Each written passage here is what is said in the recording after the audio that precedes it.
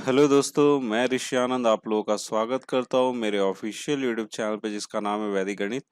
तो दोस्तों ये quantitative aptitude bye Arun Sharma solution series third चल रही है। ये तीसरी सीरीज है और इस सीरीज में आपको ज्योमेट्री का सॉल्यूशन देखने को मिलने वाले और वो कौन सी बुक की मिलने वाले आपको देखने को, quantitative aptitude bye Arun Sharma की जो बुक है, ठीक है, उसी बुक में जो ज्योमेट्री चैप्टर है ना, उसी चैप्टर का आपको यहाँ पे सॉल्यूशन देखने को मिलने वाला है। ये पार्ट 6 है, जो कि आपको सवाल जो रहेंगे वो इंग्लिश में रहेंगे। वैसे मैंने हिंदी में समझा दिया है, तो इंग्लिश में आपके सवाल रहेंगे। और ये लेवल जो है ये लेवल 2 है, ठीक है, लेवल 2 का ये चल रहा है ये क्वेश्चंस। और इस वीडियो में आपको लास्ट के जो 5 क्वेश्चंस है, लास्ट के जो 5 क्वेश्चंस बचते हैं, उसी क्वेश्चन का यहाँ पे आपको सॉल्यूशन देखने को मिलने वाला। मतलब कितने क्वेश्चंस के यहाँ पे सॉल्यूशन आपको देखने को मिलेंगे, 5 क्वेश्चंस के यहाँ पे सॉल्यूशन देखने को मिलने वाले हैं। बाकी के जो 5 पार्ट है ना, बाकी के 5 पार्ट में बाकी के सवाल को क्या कर दिया गया, खत्म कर दिया गया। बच गए हमारे पास कितने, सिर्फ 5 सवाल हमारे पास बचे हुए हैं और उन्हीं 5 सवालों के आपको यहाँ पे सॉल्यूशन देखने को मिलने वाले हैं, ठीक है। तो दोस्तों ये वीडियो उनके लिए काफी ज्यादा यूजफुल है जो एसएससी सीजीएल के एस्पिरेंट्स हैं, या फिर हो गया आपका सीएचएसएल के लिए, या फिर सीपीओ का एग्जामिनेशन का अगर तैयारी कर रहे हैं, एस्पिरेंट्स हैं, तो उनके लिए ये वीडियो काफ़ी ज़्यादा यूजफुल है। या फिर आप बोल सकते हैं कैट का जो प्रिपरेशन कर रहे हैं, या फिर मैट का, या फिर जैट के एग्जामिनेशन का अगर प्रिपरेशन कर रहे हैं, तो उनके लिए भी वीडियो बहुत ही ज़्यादा यूजफुल है। या कोई भी एग्जामिनेशन हो गया जिसमें ज्योमेट्री आपका क्या है, सिलेबस में है ना, तो उनके लिए वीडियो बहुत ही ज़्यादा यूजफुल है, ठीक है। तो इस वीडियो का जो है आपको पीडीएफ फॉर्मेट जो है वो आपको नीचे डिस्क्रिप्शन बॉक्स में उसका लिंक मिल जाएगा, आप वहां से डाउनलोड करके रख सकते हो पीडीएफ इस वीडियो का अपने फ्यूचर रेफरेंस के लिए। और अगर आप चाहो तो मेरा टेलीग्राम का जो ग्रुप है, आप वहां पे भी जुड़ सकते हो, वहां पे भी आपको पीडीएफ मिल जाएगी कोई किसी भी वीडियो की, या फिर लिंक भी मिल जाएगा वहां पे। या फिर जो मेरा व्हाट्सएप का जो ग्रुप है वहां पे भी आपको पीडीएफ मिल जाएगा, और जो कोई भी वीडियो का लिंक है वहां पे भी आपको अपडेट उसकी मिल जाया करेगी।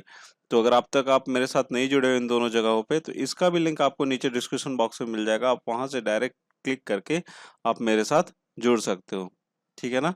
तो दोस्तों अगर आपको ये वीडियो पसंद आएगा तो प्लीज़ यार लाइक ज़रूर कर देना। और आपके कोई भी अगर दोस्त होंगे इस तरह किसी भी एग्जामिनेशन का प्रिपरेशन कर रहे होंगे तो उनके साथ भी शेयर जरूर करना, ठीक है। और अगर आप इस चैनल पर नए हैं तो सब्सक्राइब करना मत भूलना, ठीक है। ऐसे ही आपको अच्छे अच्छे वीडियोस जो आपके जानकारी को बढ़ाएगा या फिर आपके नॉलेज को बढ़ाएगा, तो वैसे वीडियो आपको हमेशा मिलते रहा करेंगे, ठीक है। तो सब्सक्राइब करना मत भूलिएगा, ठीक है। चलिए अब एक एक करके सवाल लेते हैं और उनका सॉल्यूशन देखते हैं।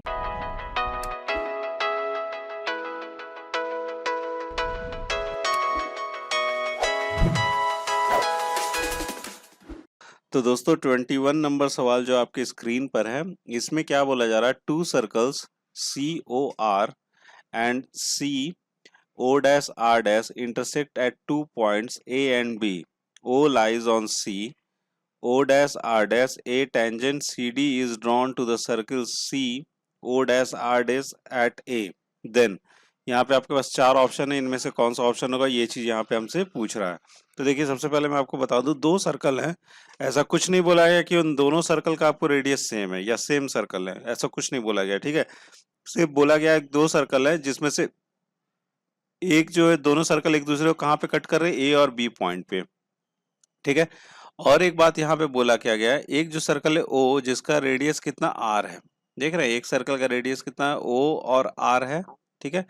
और एक जो सर्कल है उसका कितना, ओ डैश और आर डैश है, ठीक है। समझ पा रहे हैं ये बातों को एक दूसरे को ए और बी पे इंटरसेक्ट करते हैं। ओ जो एक जो ओ लाइज कर रहा है ना, जो सर्कल ये वाला ओ डैश आर डैश जिनका आपको रेडियस है, वो ये दूसरे वाले सर्कल के सेंटर से होके गुजर रहा है, ठीक है। यहाँ पे ये चीज यहाँ पे बोला गया ओ लाइज, ठीक है। अब क्या बोल रहा है, ए टेंजेंट सी डी, एक टेंजेंट सी डी है जो कि ए पे टच कर रहा है, और कौन से सर्कल पे, ओ डैश आर डैश वाले सर्कल पे ए पॉइंट पे टच कर रहा है। अब आपसे पूछ रहा है यहाँ पे कौन सा क्या है, आपको रिलेशन सही है, जो कि आपको नीचे एंगल करके दिया हुआ है, तो कौन सा सही है वो चीज आपको यहाँ पे बताना आपको। चलिए देखा जाए इसको कैसे हल कर सकते हैं। अच्छा एक चीज देखिएगा, समझिएगा कुछ कुछ चीजें, ये टेंजेंट हमको तो दिख रहा है सी डी, ठीक है, जो कि यहाँ पे टच कर रहा है, ठीक है। अच्छा एक जानकारी तो आपको होगी, कि टेंजेंट पे जो रेडियस होता है वो क्या होता है, आपको परपेंडिकुलर बनाता है कि नहीं बनाता है ना। जो सेंटर से हम लोग जो लाइन ड्रॉ करते हैं, रेडियस जो होता है वो टेंजेंट पे क्या बनाता है, आपको परपेंडिकुलर बनाता है, मतलब 90 डिग्री का एंगल बनाता है। क्लियर है, ये चीज आपको पता होगा, ये एक थ्योरम भी है। ठीक है, चलिए अब उससे आगे बढ़ते हैं हम लोग। देखिए अब एक चीज है यहाँ पर, ओ ए और ओ बी दोनों क्या है, रेडियस है, तो दोनों क्या होंगे, इक्वल होंगे। जब दोनों जना इक्वल होंगे, दोनों ही O A is equal to O B होगा। ठीक है, यहाँ पे मैं लिख देता हूँ, ओ ए जो होगा वो ओ बी के बराबर होगा, और वो कितना आपको आर है। तो ये एंगल भी क्या होना चाहिए, इक्वल होना चाहिए, मतलब ये एंगल और ये एंगल, दोनों एंगल क्या हो जाएंगे, इक्वल हो जाएंगे। और कितने के बराबर मैं ले लेता हूँ, चलो इसको मान लेता हूँ थीटा, जिससे आपको समझने में आसानी होगी। तो ये भी एंगल कितना हो जाएगा, थीटा हो जाएगा। क्लियर है। उसी प्रकार से ओ डैश ए और ओ डैश बी दोनों क्या होंगे, ये भी इक्वल होंगे क्योंकि रेडियस है। ठीक है, तो इसको मैंने क्या नाम दे दिया, इसको नाम दे दिया मैंने अल्फा। इसको क्या नाम दे दिया, अल्फा। और ये एंगल भी क्या होगा हमारा, सेम होगा, ये भी इसको क्या नाम दे दिया, अल्फा दे दिया। क्लियर है ये। ठीक है, अब एक चीज देखो, अगर मैं यहाँ पे एक चीज कंस्ट्रक्ट करना पड़ेगा जिससे आपको आसानी से ये क्वेश्चन हल हो जाएगा। ठीक है, तो वो क्या कंस्ट्रक्शन हम लोग कर देंगे, एक यहाँ पे मैं एक पॉइंट लेता हूँ, कहीं पे भी एक पॉइंट ले लो, उससे कोई फर्क नहीं पड़ता है। ये पॉइंट मैंने ले लिया और यहीं पे से दोनों को क्या कर दो, ए से उस पॉइंट को क्या कर दो, मिला दो। ठीक है, ये वो से इस पॉइंट को क्या कर दिया हमने, मिला दिया। इस बी से भी मिला दो। ठीक है, बी से भी हमने इस पॉइंट को मिला दिया, इसको कोई नाम दे दिया, पी नाम दे दिया। ठीक है, इसको क्या नाम दे दिया, पी नाम दे दिया। आप एक चीज देख पा रहे हो, ए पी बी ओ एक क्या हो गया, साइक्लिक क्वाड्रिलेटरल हो गया ना, एक साइक्लिक क्वाड्रिलेटरल। ठीक है, ये क्या हो जाएगा आपका, साइक्लिक क्वाड्रिलेटरल हो जाएगा, क्योंकि इसके सारे ही जो आपके वर्टिसेस है वो क्या आपको सर्कल में है, तो ये क्या बन जाएगा हमारा, साइक्लिक क्वाड्रिलेटरल बन जाएगा। ठीक है, चलिए यहाँ तक तो क्लियर हो गया होगा आपको। अगर मैं बोलता हूँ ये जो एंगल जो है वो ये बना रहा है आपको बीटा, कितना एंगल बना रहा है, ये बीटा एंगल बना रहा है, कितना बना रहा है, बीटा एंगल बता रहा है। तो ये एंगल कितना बना देगा आपको, ये एंगल बना देगा आपको 2 बीटा। ठीक है, ये थ्योरम है हमारा। इसका हाफ ऊपर वाला एंगल बनाता है, अगर कॉर्ड के ऊपर जो हमारा एंगल है उसके ऊपर जो एंगल होगा ना, जो सरकमफ्रेंस पे बनाएगा वो क्या हो जाता है, आपको हाफ हो जाता है। जो सेंटर पे एंगल होता है उसका हाफ उसके सरकमफ्रेंस पे होता है। क्लियर है यहाँ तक। अब देखिए ये साइक्लिक क्वाड्रिलेटरल, तो ये पी एंगल और ये ओ एंगल, ये दोनों का सम कितना होगा, 180 होगा। तो ये वाला कितना मैं बोल सकता हूँ, ये वाले एंगल को मैं ये चीज बोल सकता हूँ, मैं यहाँ पे लिख दे रहा हूँ, ये वाले एंगल को मैं बोल सकता हूँ 180 माइनस बीटा, बोल सकता हूँ ना 180 माइनस बीटा। ठीक है, क्लियर है यहाँ तक, तो समझ गए होंगे बात को। ठीक है, अब आइए, अब हम लोग आगे बढ़ते हैं। अब एक चीज और यहाँ पे मुझे बताना, एक चीज और यहाँ पे देखो, मैं यहाँ पे लिख रहा हूँ, यहाँ पे ज्यादा वो हो जाएगा, कंजस्टेड हो जाएगा, इसलिए मैं यहाँ पे लिख दे रहा हूँ डायरेक्ट, एंगल सी ए ओ। ठीक है, कौन सा एंगल हो गया, ये वाला एंगल हो गया ना, angle C A O plus angle theta plus angle alpha. Angle theta हो गया, फिर एंगल क्या हो गया, अल्फा। इन सब का सम आपको 90 डिग्री होगा, होगा ना, क्योंकि OA हमारा क्या परपेंडिकुलर है, किस पे, टेंजेंट है, तो रेडियस है OA, तो वो क्या होगा, परपेंडिकुलर होगा। अभी अभी हमने बात किया ये चीज। यहाँ से जो हमारा आ जाएगा वो क्या आ जाएगा, theta plus alpha is equal to कितना हो जाएगा हमारा, 90 माइनस एंगल सी ए हो जाएगा, हो जाएगा। कितना हो जाएगा आपका, सी ए ओ हो जाएगा। ठीक है, क्लियर है यहाँ तक, ठीक है ना। अब यहाँ से एक चीज समझिएगा कि ये आपका कितना है, थीटा है, ये भी थीटा है, 2 थीटा हो जाएगा। ठीक है, और ये कितना आपका 180 माइनस क्या आपको बीटा है। तो इन सब का सम कितने के बराबर होगा, इन सब का सम हमारा कितना हो जाएगा, 180 के बराबर होगा, क्योंकि एक ट्रायंगल है ओ ए बी, क्या हमारा एक ट्रायंगल है। तो मैं यहाँ पे ये चीज लिख सकता हूँ कि 180 minus beta plus 2 theta is equal to 180 degree. कोई दिक्कत, कोई दिक्कत नहीं होना चाहिए। एक सर्कल का एक ट्रायंगल का सम कितना होता है, तीनों एंगल 180 होता है, तो ये और ये यहाँ से क्या हो गया, कैंसिल आउट हो गया। तो यहाँ से beta is equal to 2 theta होगा, beta is equal to 2 theta होगा ना। क्लियर है यहाँ तक, बीटा इज इक्वल टू कितना हो जाएगा यहाँ पे, 2 थीटा हो जाएगा। ठीक है, और 2 बीटा इज इक्वल टू कितना, इसको लिखा जा सकता है, 2 बीटा इज इक्वल टू कितना हो जाएगा ये, 2 बीटा इज इक्वल टू कितना हो जाएगा ये, 4 थीटा लिख सकते हैं इसको। अगर दोनों तरफ में मैंने 2 से मल्टीप्लाई कर दिया तो 2 बीटा इज इक्वल टू कितना हो जाएगा, 4 थीटा हो जाएगा। ठीक है, अब यहाँ पर देख लेते हैं 2 बीटा और 2 अल्फा। ठीक है, 2 बीटा और 2 अल्फा दोनों तीनों का सम, ये भी एक ट्रायंगल है तो तीनों का सम कितना हो जाएगा हमारा 180 के बराबर है। तो 2 beta plus 2 alpha is equal to कितना हो जाएगा 180 डिग्री। 2 बीटा कितने के बराबर है, यहाँ से 4 थीटा के बराबर है, plus 2 alpha is equal to कितना हो गया 180 डिग्री हो गया ना, 180 डिग्री हो गया। तो यहाँ से अगर मैं चाहूँ तो अल्फा का वैल्यू निकाल सकता हूँ। तो अल्फा बराबर कितना हो जाएगा 90 माइनस 2 थीटा होगा। 90 माइनस कितना हो जाएगा 2 थीटा हो जाएगा। ठीक है, 90 माइनस कितना हो जाएगा 2 थीटा। अब हम आ जाते ये वाले इक्वेशन पे। ठीक है, इस इक्वेशन पे आ जाते, तो इस इक्वेशन में अल्फा की वैल्यू पुट कर दो। तो अल्फा की वैल्यू जो मैं पुट करता हूँ तो यहाँ पे कितना लिखूंगा, theta plus 90 minus 2 theta is equal to कितना लिख लेंगे, 90 minus angle C A O. 90 minus कितना लिख लेंगे, एंगल सी ए ओ। 90 90 क्या हो गया, यहाँ से कैंसिल हो गया और यहाँ से कितना हो जाएगा, ये माइनस थीटा हो जाएगा is equal to minus angle C A O. ये माइनस माइनस क्या हो गया, कैंसिल आउट हो गया। मतलब क्या है कि थीटा इज इक्वल टू कितना आ गया हमारा यहाँ से सी ए ओ। थीटा कितना है, थीटा देख लेते हैं, थीटा कितना है। थीटा आपको हो जाएगा, थीटा इज इक्वल टू कितना है, ओ ए बी बोल सकते हैं।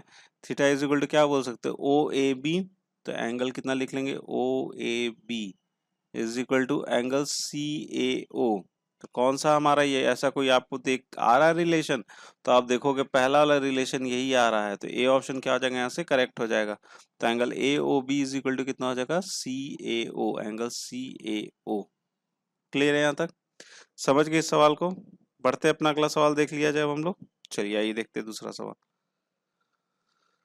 हाँ तो दोस्तों दूसरा सवाल आपकी स्क्रीन पर है। अगला सवाल क्या है, PP dash and QQ dash are two direct common tangent to two circles intersecting at points A and B. The common chord on produced intersects PP dash in R and QQ dash in S. Which of the following is true? ठीक है, देखिए यहाँ पर क्या बोल रहा है कि PP डैश और QQ डैश दो डायरेक्ट कॉमन टेंजेंट है। देख पा रहे होंगे आप, दोनों डायरेक्ट कॉमन टेंजेंट है। दो सर्कल से, दो जो कि एक दूसरे को इंटरसेक्ट कहाँ पे कर रहे हैं, ए और बी पे कर रहे हैं। ठीक है, ए बी एक कॉमन कॉर्ड हो गया जो कि इस सर्कल के लिए भी कॉमन कॉर्ड है और इस सर्कल के लिए भी कॉमन कॉर्ड है। ठीक है, एंड प्रोड्यूस्ड, उसको कहाँ तक प्रोड्यूस कर दिया गया, पीपी डैश में आर तक किया गया है उस कॉर्ड को, ए बी कॉर्ड को, और क्यूक्यू डैश पे कहाँ किया गया आपको, एस तक किया गया। अब पूछा जा रहा है which of the following is true, इनमें से कौन सा आपको क्या है, ट्रू है, सही कौन सा है। ठीक है, तो आइए देखते हैं कौन सा रिलेशन है ये। आपको आपकी जानकारी के लिए बता दूं, ये बहुत ही ज्यादा इंपॉर्टेंट है और ये क्वेश्चन जो ना अक्सर एग्जामिनेशन में इस तरह का सवाल पूछा जाता है। बहुत ही कंसेप्चुअल सवाल है, अगर आपको थ्योरम सारे याद है तो ये क्वेश्चन आप बना पाओगे, अदरवाइज आप नहीं बना पाओगे। ठीक है, ध्यान से इस फिगर को देखो। इस फिगर में एक सर्कल को आप भूल जाओ, दूसरे सर्कल को याद रखो। चलो मैं बड़ा वाला याद रख रहा हूँ। तो यहाँ पे एक चीज देख पा रहे हो कि आर से इस साइड का, आर के इस साइड का आप भूल जाओ। ठीक है, आर से जो इस साइड का है ना इसको भूल जाओ, और एस से इस साइड का भी क्या करो, भूल जाओ। अभी सिर्फ आर से इस साइड का याद रखो। ठीक है, लेफ्ट साइड का याद रखो। तो आर से देखोगे पी पे एक मेरा क्या है, टेंजेंट है। ठीक है, मेरे नजर से देखो, जैसे मैं बोल रहा हूँ वैसे देखो। आर से पी में मेरा क्या एक टेंजेंट है ना, टेंजेंट है ना, टच करके निकल रहा है। और आर से अगर मैं इस ओर देखता हूँ तो सर्कल को दो जगह से छेद के निकल रहा है, ए और बी से। ठीक है, इंटरसेक्ट करके निकल रहा है। तो ये जो इंटरसेक्ट करके निकल रहा है ए और बी से, क्या हम इसको सेकंड बोल सकते हैं, बोल सकते हैं ना, कोई दिक्कत नहीं होनी चाहिए इसमें। आर से हमारा टेंजेंट है, आर क्या मेरा आउटसाइड है, सर्कल के आउटसाइडर पॉइंट है। आर से मेरा पी टेंजेंट हो गया, आर से मेरा क्या हो गया, सर्कल पे दो जगह छेद के निकल रहा है, ए और बी पे। तो ठीक है, ये दो पॉइंट्स हमें छेद के निकल, तो ये क्या हो गया हमारा सेकंड हो गया। तो हमारे पास एक रिलेशन है, वो रिलेशन अगर आपको याद आ रहा होगा तो याद, ये बहुत इंपॉर्टेंट रिलेशन है, इससे बहुत क्वेश्चन पूछे जाते हैं। क्या आता है, टेंजेंट का स्क्वायर होता है आर पी स्क्वायर, या आर टी नहीं, R P square is equal to R A into R B होगा। R P square is equal to कितना हो जाएगा, R A into R B हो जाएगा। ठीक है, उसी प्रकार से आर पी डैश अगर मैं इस साइड में भी देखता हूँ तो आर पी डैश का square is equal to R A into R B होगा, होगा ना। अब एक बात देख पा रहे होंगे, इसका भी आर एच एस सेम है और इसका भी आर एच एस क्या है, सेम है। जब दोनों ही सेम है तो क्या हो जाएगा आपका, आर पी का square is equal to R P dash का क्या हो जाएगा, स्क्वायर हो जाएगा। हो जाएगा ना, दोनों ही क्या हो गए, इक्वल हो गए। यहाँ से हमारा क्या आ जाएगा, R P is equal to क्या हो जाएगा, आर पी डैश हो जाएगा। मतलब क्या है कि आर हमारा क्या मिड पॉइंट है, ये और ये क्या है, इक्वल है। सिमिलरली अगर मैं यही काम अगर नीचे करता हूँ तो नीचे में बोल सकता हूँ कि S Q is equal to S Q dash हो जाएगा। यही काम अगर मैं नीचे में करता हूँ तो यहाँ पे भी तो बोल सकता हूँ S Q is equal to कितना हो जाएगा, एस क्यू डैश हो जाएगा ना, नीचे भी यही चीज होगा। ठीक है, क्लियर है यहाँ तक, समझ गए। ठीक है, अब एक चीज देखो, दोनों क्या है हमारे पास, डायरेक्ट कॉमन टेंजेंट है, तो दोनों की वैल्यू क्या होनी चाहिए, सेम होनी चाहिए ना। ठीक है, तो यहाँ पे ये चीज मैं लिख सकता हूँ कि P P dash is equal to Q Q dash होगा ना, क्यू क्यू डैश हो जाएगा। ठीक है, डीसीटी है, क्यों, क्योंकि ये दोनों क्या आपके डीसीटी हैं। क्लियर है, समझ पा रहे हैं। अब दोनों साइड अगर मैं पीपी डैश को मैं ऐसे लिख सकता हूँ, देखो पीपी डैश क्या है, 2pr लिख सकता हूँ मैं, इसको 2pr लिख सकता हूँ ना, क्योंकि आर मेरा मिड पॉइंट है, तो मैं यहाँ पे इसको लिख सकता हूँ 2pr इज इक्वल टू, इसी तरह क्यू क्यू डैश को भी तो ऐसे लिख सकता हूँ 2qs लिख सकते हैं। ये दोनों टू टू क्या हो गया, कैंसल आउट हो गया, और यहाँ पर कितना आ जाएगा आपका, R P is equal to Q S. ठीक है, और दोनों को स्क्वायरिंग कर देंगे, दोनों साइड में मैंने क्या कर दिया, स्क्वायरिंग कर दिया। ठीक है, तो R P square is equal to क्या हो गया आपका, क्यू एस का स्क्वायर आ गया। ठीक है, कोई दिक्कत नहीं होनी चाहिए, दोनों तो साइड मैंने क्या कर दिया, स्क्वायरिंग कर दिया। अच्छा, आर पी स्क्वायर अभी अभी हमने क्या निकाला था, अभी अभी हमने निकाला ना R A into R B, निकाला है ना। और क्यू एस स्क्वायर मैं लिख सकता हूँ S B into S A, कोई प्रॉब्लम नहीं आना चाहिए, S B into S A होगा। ठीक है, अच्छा आर ए को इसी तरह लिख लो, आर ए को मैंने इसी तरह लिख लिया, और आर बी को मैं क्या लिख सकता हूँ, आर बी को मैं लिख सकता हूँ R S minus S B. देखना यहाँ पे ध्यान से, आर बी को, आर बी यहाँ से आर से लेके बी तक यहाँ पे, तो R S minus B S कर दी, एस बी कर दिया। ठीक है, कर दिया, कोई दिक्कत नहीं। उसी तरह से इस साइड में वही काम करूंगा, एस बी लिख लिया, और एस ए को मैं लिख सकता हूँ एस ए यहाँ से यहाँ तक है, एस ए को मैं लिख सकता हूँ R S minus R A, कोई प्रॉब्लम नहीं आना चाहिए। आर एस माइनस कितना हो गया, आर ए हो गया। ठीक है, अब चलिए इसको गुना कर लिया जाए, तो आर ए इंटू कितना हो जाएगा, आर एस हो जाएगा माइनस, और ये हो जाएगा आपका R A into S B. ठीक है, और यहाँ पे कितना हो जाएगा, S B into R S, और इधर में लिख लेंगे S B into R A, लिख लेंगे। ये दोनों क्या हो गया आपका, कैंसिल आउट हो गया, यहाँ से कैंसिल आउट हो गया ना। और इन दोनों में देखोगे तो इन दोनों में भी आर एस क्या हो जाएगा आपका, कैंसिल आउट हो जाएगा। तो यहाँ से क्या आ गया मेरे पास, एक relation R A is equal to कितना आ गया, S B, R A into क्या आ गया आपका, एस बी आ गया। ठीक है, आर ए इंटू क्या आ गया आपका, एस बी आ गया, इक्वल। ठीक है, अब मैं एक चीज देख रहा हूँ, सब में आर एस स्क्वायर मुझे दिख ही रहा है, लगभग 3 वाले में आर एस स्क्वायर दिख रहा है, इसमें एक नहीं दिख रहा है, 3 वाले में दिख रहा है। तो मैं एक काम करता हूँ, आर एस स्क्वायर को ही लेके चलता हूँ। मैं क्या करता हूँ, आर एस स्क्वायर को ही लेके चलता हूँ। तो R S square is equal to, R S square is equal to, ये 3 भागों में बट रहा है। कौन कौन से 3 भागों में बट रहा है आपका, R A plus A B plus S B. कोई दिक्कत है क्या इसमें, कोई दिक्कत नहीं है। ठीक है, बट अभी अभी हमने क्या निकाला है, अभी अभी हमने निकाला R A is equal to कितना, एस बी है, तो R A is equal to कितना, एस बी। तो मैं यहाँ पे इसको ऐसे लिख देता हूँ, 2 RA प्लस ए बी का होल स्क्वायर। कोई दिक्कत नहीं होना चाहिए यहाँ तक। ठीक है, लिख दिया। अब इसको और चलिए आगे बढ़ते हैं, यहाँ पे कितना लिखेंगे, 4 RA स्क्वायर, 4 RA का स्क्वायर। ठीक है, फिर यहाँ से लिखेंगे ए बी का स्क्वायर। ठीक है, plus 4 RA into A B. ठीक है ना, अब यहाँ से कितना हो गया, 4 RA, और इसको यहाँ से कॉमन आउट कर लो, RA प्लस ए बी। ठीक है, RA प्लस कितना हो गया, यहाँ से ए बी हो गया, और प्लस यहाँ पर आपका, ठीक है, प्लस यहाँ पे कितना लिख लेंगे हम लोग, ए बी का स्क्वायर, ये वाला ए बी का स्क्वायर लिख लिया हमने यहाँ पे। ठीक है, अब यहाँ पर देखो आर ए इन प्लस कितना, ए बी है, R A plus A B है, तो कितना हो जाएगा, आर बी हो जाएगा। तो यहाँ पे इसको लिख सकते हो 4 RA into R B plus कितना लिखेंगे, ए बी का स्क्वायर। प्लस में कितना हो जाएगा, ए बी का स्क्वायर हो जाएगा। अच्छा, R A into R B, R A into R B कितने के बराबर होगा, R A into R B P R square के बराबर होगा। समझ रहे, पी आर के बराबर हो जाएगा ना। तो यहाँ पे कितना लिख लेंगे हम लोग, 4 पी आर का स्क्वायर प्लस ए बी का स्क्वायर। ठीक है, और इसको मैं कितना लिख सकता हूँ, 2 पी आर का होल स्क्वायर। ठीक है, प्लस ए बी का स्क्वायर लिख सकते हैं ना। तो 2 P R 2 P R, P R कितना, पी आर यहाँ तक है। तो 2 पी आर अगर मैं बोलूंगा तो 2 पी आर क्या हो सकता है, पी से लेके पी डैश हो सकता है। यहाँ पे क्या लिख लेंगे, पी पी डैश का स्क्वायर और प्लस ए बी का स्क्वायर। और ये क्या है, आपको आर एस का स्क्वायर हम लोग लेके चल रहे थे, तो हमारे पास एक रिलेशन निकल के आ गया कि R S square is equal to होता है पी पी डैश का स्क्वायर प्लस ए बी का स्क्वायर। तो देख सकते हैं कौन कौन सा इसमें सही हो सकता है। तो हमको एक ही चीज नजर आ रहा है यहाँ पे, ये वाला R S square is equal to P P dash square plus A B का स्क्वायर। तो बी ऑप्शन क्या हो जाएगा यहाँ से, करेक्ट हो जाएगा। ये काफी ज्यादा इंपॉर्टेंट रिजल्ट है और ये एग्जामिनेशन में पूछा जाता है। तो देखिए मैंने इसको कैसे हल किया, आपको ये वाला थ्योरम जो है नहीं भूलना है। इस थ्योरम से बेस्ड बहुत पूछे जाते हैं सवाल, तो इसको याद रखिए, बहुत इंपॉर्टेंट थ्योरम है ये। समझ रहे हैं इस चीज को, ठीक है। तो चलते हैं, बढ़ते हैं, अपना अगला सवाल देखा जाए। तो दोस्तों अगला सवाल आपकी स्क्रीन पर है। अगला सवाल क्या है, two circles touch internally at point P and a chord AB of circle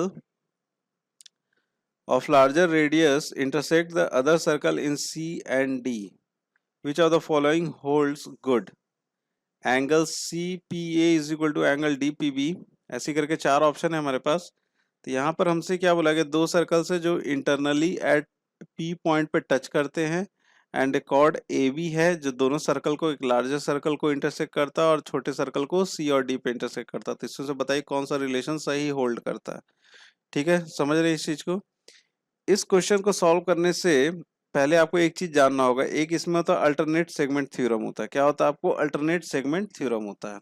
ठीक है, चलिए इसको चलिए कैसे हल करते हैं मैं आपको बताता हूँ। देखिए यहाँ पर देख पा रहे होंगे दो सर्कल है, दोनों सर्कल का एक कॉमन टेंजेंट है आपको। ये एक्स पी वाई क्या आपका कॉमन टेंजेंट है, पी पे ये क्या कर रहा है, इसको टच कर रहा है, ये टेंजेंट जो है पी पे क्या कर रहा है, टच कर रहा है। तो देख पा रहे होंगे आप, तो ये जो ए बी जो है ना आपका, एक ए बी भी कॉर्ड है जो कि सी और डी पे इसको टच कर रहा है। ठीक है, और एक चीज और है यहाँ पे कि अगर मैं बड़े वाले सर्कल को लेता हूँ, छोटे वाले सर्कल को छोड़ दीजिए, बड़े वाले सर्कल को लेता हूँ, तो पीबी भी हमारा तो एक कॉर्ड ही जैसा है, कॉर्ड जैसा ना। तो अल्टरनेट सेगमेंट थ्योरम क्या बोलता है कि टेंजेंट पे जो ये कॉर्ड से जो हमारा जो पीए जो हमारा कॉर्ड है, जो एंगल बनेगा थीटा, वो आपको इस एंगल के बराबर होगा। किस एंगल के बराबर होगा, ये वाले एंगल के थीटा के क्या होगा, वो बराबर होगा।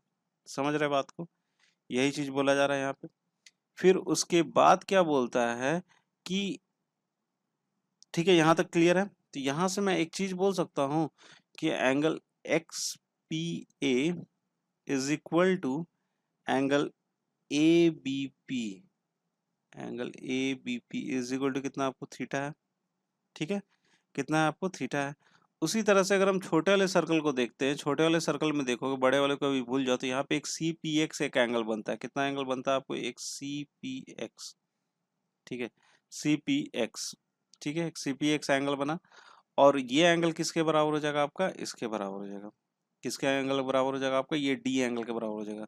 ये हो जाएगा आपका अंदर में अल्टरनेट सेगमेंट के थ्रू ये कितना हो जाएगा आपका, सी डी पी। कितना है, सी डी पी के क्या हो जाएगा, ये बराबर हो जाएगा। और ये जो सी डी पी है, अगर मैं ये वाला एंगल बोलता हूँ, ये कितना आपको अल्फा है, कितना है ये एंगल अल्फा है। तो ये एंगल कितना हो जाएगा आपका, थीटा प्लस अल्फा। कितना हो जाएगा ये, थीटा प्लस अल्फा। कितना हो गया ये, थीटा प्लस अल्फा। मतलब angle C D P is equal to कितना हो जाएगा आपका, थीटा प्लस अल्फा। क्लियर है यहाँ तक, C D P is equal to हो जाएगा थीटा प्लस अल्फा। लेकिन एक चीज यहाँ पर है कि ये जो सी डी पी है, अगर मैं ये वाला एंगल को बोलता हूँ, सिर्फ ये वाले एंगल को कितना बोल दिया, बी डी, बीटा बोल दिया, मतलब angle B P D is equal to कितना मान लिया हमने, बीटा मान लिया, लेट है ये। ठीक है, लेट कर लिया, जिससे आपको इतना लिखना ना पड़े, इसलिए मैं मान ले रहा हूँ यहाँ पे, बीटा मान लिया। ठीक है, तो यहाँ पर हम एक चीज लिख सकते हैं कि एंगल सी डी पी जो होगा, सी डी पी, ये आप अगर इस ट्रायंगल को देखोगे पी डी बी, एक ट्रायंगल है हमारे पास कौन सा है, पी डी बी, उसमें क्या है कि एंगल सी डी पी क्या आपका एक एक्सटीरियर एंगल है, क्या आपको एक एक्सटीरियर एंगल, तो अंदर के अपोजिट टू जो इंटीरियर एंगल होता है उसके क्या होता है, बराबर होता है, तो मतलब एंगल सी डी पी जो होगा वो किसके बराबर होगा, आपका बीटा प्लस थीटा के क्या होगा, बराबर होगा, होगा ना, एक्सटीरियर एंगल है। सी डी पी हमारा कितना है, थीटा प्लस अल्फा है, और इधर कितना हो जाएगा, बीटा प्लस थीटा हो जाएगा, ये थीटा थीटा क्या हो जाएगा, कैंसल आउट हो जाएगा, तो अल्फा इज इक्वल टू कितना हो जाएगा, यहाँ से बीटा हो जाएगा, अल्फा और बीटा क्या होंगे आपके, इक्वल होंगे, तो इससे क्या हमारा निकल के आया, इससे हमारा यही निकल के आया कि angle C P A is equal to beta कितना हमारा, एंगल बी पी डी, ये दोनों क्या होंगे हमारे यहाँ से इक्वल होंगे, angle C P A is equal to angle B P D, कौन सा आपका देखते लेते हैं, ये पहला वाला आपका आंसर क्या होगा, यहाँ से सही होगा, ऑप्शन ए ही यहाँ पे क्या आपका करेक्ट है।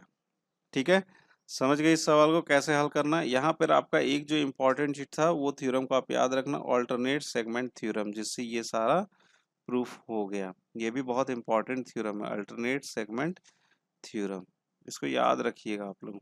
ठीक है, चलिए अब अगला सवाल देख लिया जाए।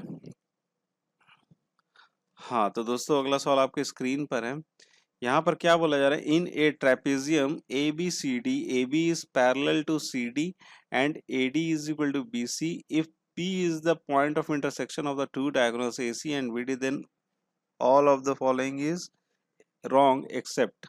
ठीक है, यहाँ पर हमारे पास एक ट्रेपेजियम है जिसमें ए बी जो है ना वो सी डी के पैरेलल है और ए डी जो है ना वो बी सी के इक्वल है, if P is a point of intersection of diagonals A C and B D, दो डायगोनल्स है जिसका पॉइंट ऑफ इंटरसेक्शन क्या है, आपको पी है, तो पूछा जा रहा है कि किसको छोड़ के सारे क्या होंगे, आपको रॉन्ग होंगे, इन चारों ऑप्शन में से किसको छोड़ के चारों ही क्या, बाकी लोग के बाकी क्या होंगे, रॉन्ग होंगे। ठीक है, चलिए इसको चलिए बना लिया जाए, एक ट्रेपेजियम बना लेते हैं हम लोग। ठीक है, ये क्या बन गया हमारा, एक ट्रेपेजियम बन गया।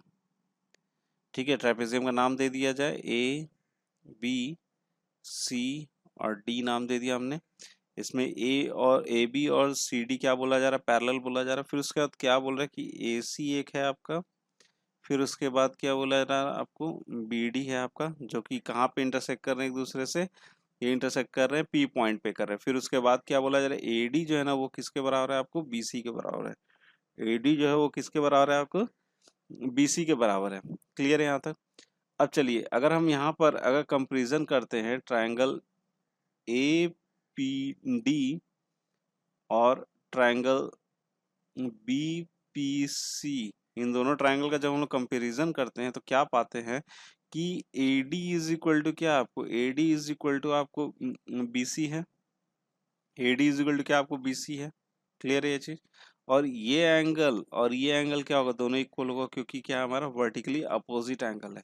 तो इस प्रकार से इन सारे कारणों से आपको ट्रायंगल ए पी डी जो होगा वो सिमिलर होगा आपको ट्रायंगल बी पी सी के, क्या होगा आपको यहाँ पे सिमिलर होगा। जब भी दो ट्रायंगल सिमिलर होते हैं तो उनके साइड का रेशियो क्या होता है, इक्वल होता है। तो चलिए निकाल लेते हैं साइड का रेशियो क्या होगा, पी ए बटे में P B is equal to P D बटे में कितना लिख लेंगे हम लोग यहाँ पे, P C is equal to कितना हो जाएगा आपका, ए डी बटे में बी सी। ठीक है, तो इसको हटा देते हैं, बाकी इन दोनों को रिलेशन को लेके चलते हैं, तो पी ए इंटू क्या हो जाएगा आपका, P C is equal to जब पी डी इंटू कितना हो जाएगा आपका, पी बी। तो यहाँ से हमारा एक रिलेशन निकल के आता है। अब देख लेते हैं कौन सा ऑप्शन यहाँ पे मैच कर रहा है। तो P A into P C ये वाला है, P B into P D यही वाला है। तो इसको छोड़ के बाकी सब क्या आपको रॉन्ग है, यही हमारा यहाँ पे क्या रिलेशन एक सही है, बाकी सारे यहाँ पे क्या है, रॉन्ग है। ठीक है, समझ गए इस सवाल को। चलिए अब अगला सवाल देख लिया जाए। हाँ तो दोस्तों ये जो है आपका अंतिम सवाल है। इस सवाल में क्या बोला जा रहा है कि all of the following is true except. ठीक है, इसमें से बोला जा रहा है कि सभी ट्रू है इसको छोड़ के। ठीक है, all of the following is true except, तो यहाँ पर कुछ आपको सही है और कुछ क्या आपको गलत है, तो वही चीज आपको बताना है, किसको छोड़ के सभी क्या आपको गलत है। तो देखो अगर पहला वाला अगर ऑप्शन देखा जाए तो देखिए पहला वाला ऑप्शन में क्या बोला जा रहा है, ए वाले में the points of intersection of direct common tangents and indirect common tangents of two circles divides the line segment joining the two centres respectively externally and internally in the ratio of their radii. ठीक है, देखिए क्या बोल रहा है कि the point of intersection of two direct common tangents of direct common tangent indirect common tangents of two circles divides the line segment joining the two centers respectively externally and internally in the ratio of their radii।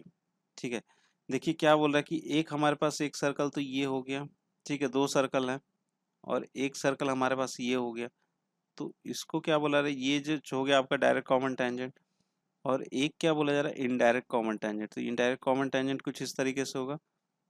ठीक है, तो ये क्या बोला, the point of intersection of direct common tangents intersection and indirect common tangent, तो यही होगा आपका डायरेक्ट कॉमन टेंजेंट और इनडायरेक्ट कॉमन टेंजेंट का इंटरसेक्शन पॉइंट। ठीक है, tangents of two circles divides the line segment, ठीक है, divides the line segment joining the two centres, divides the line segment joining the two centres, मतलब इन दोनों के centres को जो ज्वाइन कर रहा है उसके को ज्वाइन करता है। ठीक है, तो उसको क्या बोला है, respectively externally internally in the ratio of radii. तो क्या इसको आप समझ सकते हैं क्या कि रेडियाई में इंटरसेक्ट करेगा? नहीं, ये नहीं करेगा, कभी नहीं करेगा। ठीक है, तो उस हिसाब से क्या हो जाएगा आपका, ये रॉन्ग हो जाएगा, ये क्या आपको गलत है। ठीक है, चलिए आइए दूसरा वाला देख लेते हैं। दूसरा वाले में क्या बोला जा रहा है, बी वाले में कि एक साइक्लिक क्वाड्रिलेटरल, तो एक साइक्लिक क्वाड्रिलेटरल चलिए बना लेते हैं। साइक्लिक क्वाड्रिलेटरल क्या होता है, किसी सर्कल के अंदर में क्वाड्रिलेटरल वही क्या होता है आपका, साइक्लिक क्वाड्रिलेटरल होता है। ठीक है, इन्हें cyclic quadrilateral A B C D, ठीक है, if the diagonal C A, if the diagonal C A bisects the angle C, इसको क्या कर रहा है आपको, बाइसेक्ट कर रहा है, मतलब आधे आधे भागों में बांट रहा है, ये भी वही है और ये भी सेम एंगल है। Then the diagonal B D is parallel to the, एक बी डी यहाँ पे हो जाएगा आपका, is parallel to the tangent A to the circle A B C D, मतलब ए पे जो टेंजेंट है उसके क्या होगा, आपको पैरेलल होगा।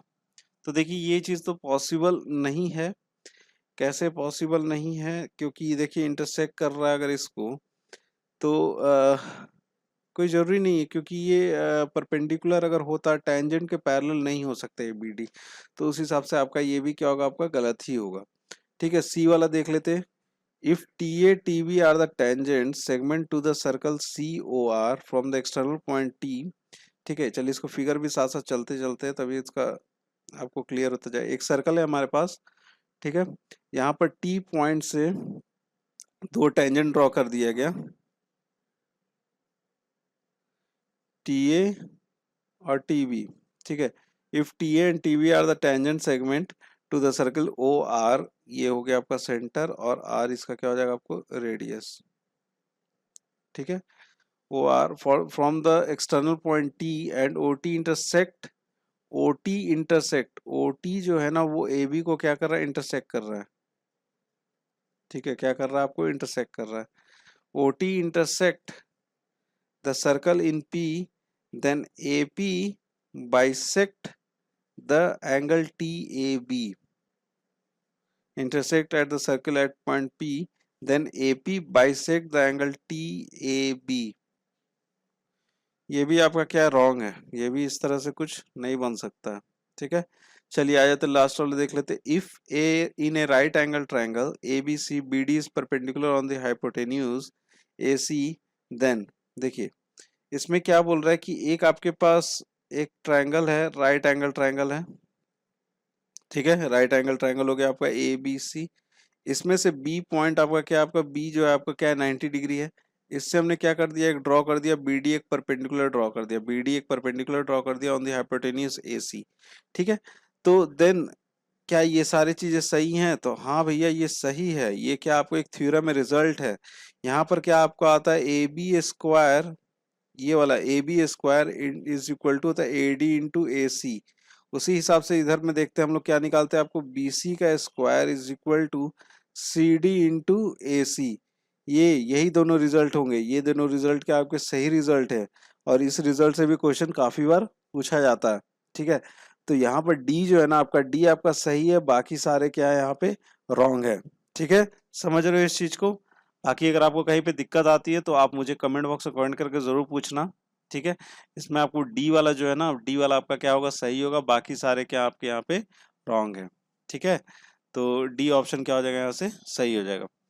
तो दोस्तों आपको ये वीडियो कैसा लगा प्लीज़ आप मुझे कमेंट बॉक्स में कमेंट करके ज़रूर बताना, और अपने दोस्तों के साथ भी शेयर जरूर करना अगर आपको पसंद आता है तो, और अगर आप इस चैनल में नए हैं तो सब्सक्राइब करना भी मत भूलना। और जैसा कि मैंने आपको पहले ही बता रखा कि इस वीडियो का आपको पीडीएफ नीचे डिस्क्रिप्शन बॉक्स में उसका लिंक मिल जाएगा, आप वहाँ से डाउनलोड करके अपने फ्यूचर रेफरेंस के लिए रख सकते हो। ठीक है, तो वहाँ से आप डाउनलोड कर लेना। एट लास्ट दोस्तों, thank you so much for watching my video and best of luck for your future.